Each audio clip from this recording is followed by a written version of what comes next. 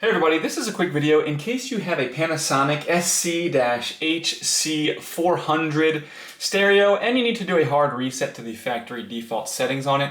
Now you're going to want to do this for one of two reasons. The first one is troubleshooting. If you're having any issues with this stereo, like if it's not connecting to Bluetooth, it's not syncing with your devices, or if it's, if the buttons are not responding when you press them, a lot of things like this can be fixed with a hard reset.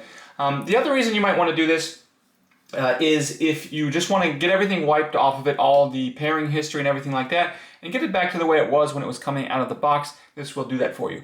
All you need to do, it's real simple, is just unplug the device, and then with the device unplugged, you just need to wait at least 3 minutes with no power to it at all.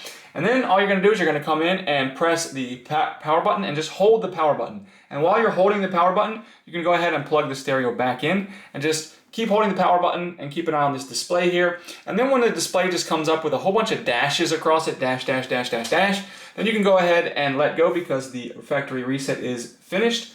And you can go ahead and set it up as a new device.